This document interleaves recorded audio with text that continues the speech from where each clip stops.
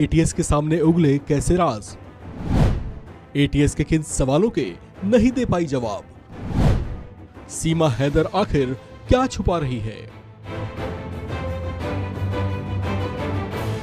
पाकिस्तानी युवती सीमा हैदर, जो अपने प्यार की खातिर सरहद पार पाकिस्तान से चोरी छुपे भारत चली आई, उस पर अब जांच एजेंसियों का शिकंजा कसता ही जा रहा है। उसके खिलाफ जांच जारी है और हर पहलू से जांच की जा रही है। चर्चाएं हैं कि पाकिस्तान से आई सीमा हैदर, जो ग्रेटर नोएडा निवासी सचिन के प्यार में 4 बच्चों की मां होते हुए भी उससे शादी के लिए भारत चली आई, वो आईएसआई की एजेंट भी हो सकती है, जो बहकाने और बरगलाने के लिए अपने सचिन के प्यार का सहारा ले रही है। हालांकि अब तक की जांच में ऐसा कुछ साबित तो नहीं हुआ, लेकिन जांच एजेंसियां किसी भी बात की संभावना से अभी इनकार करने की स्थिति में नहीं हैं। इस संबंध में जब उत्तर प्रदेश के special director general law and order Prashant Kumar से बात की गई, तो उन्होंने पाकिस्तानी नागरिक सीमा हैदर मामले पर जानकारी देते हुए बताया कि इस मामले में सभी एजेंसियां अपना काम कर रही हैं। ये मामला 2 देशों से जुड़ा हुआ है। जब तक पर्याप्त सबूत न हो तब तक कुछ भी कहना सही नहीं है। वह एक बार जेल जा चुकी है और अब जमानत पर है। आगे की कार्रवाई की जा रही है।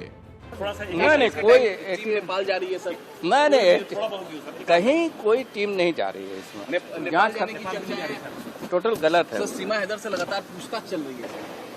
नहीं, वो एजेंसियां, सभी एजेंसियां अपना अपना काम कर रही हैं।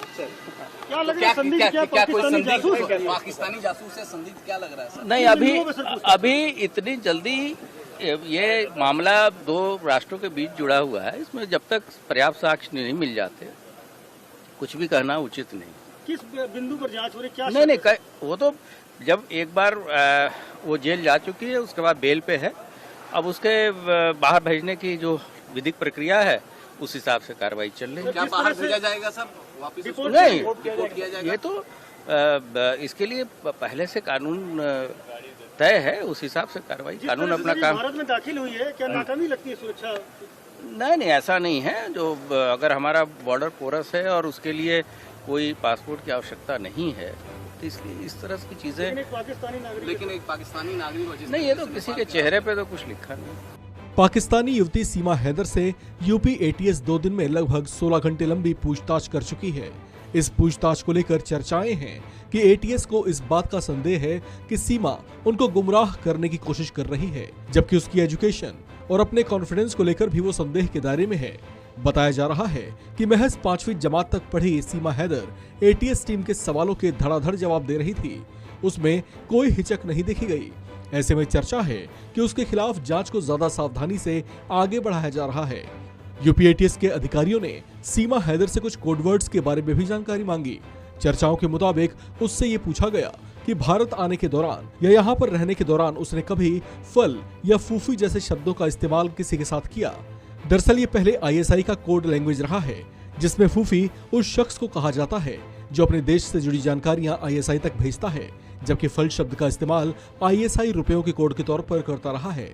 यूपी एटीएस ने उससे ये भी पूछा कि एक पाकिस्तानी होते हुए भी वो कैसे उर्दू का इस्तेमाल नहीं करती और कैसे इतनी साफ हिंदी बोल लेती है।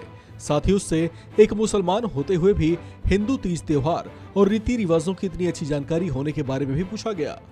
इसके अलावा यूपी एटीएस की पूछताछ में एक और बड़ा खुलासा ये हुआ कि सीमा ने कुछ सैन्य अधिकारियों को भी फ्रेंड रिक्वेस्ट भेजी थी। सीमा हैदर से अब तक हुई पूछताछ में उससे जब ये पूछा गया कि इसे ग्रेटर नोएडा के रबुपुरा गांव तक पहुंचाने में किस किसने मदद की, तो वो इसका सही जवाब नहीं दे सकी।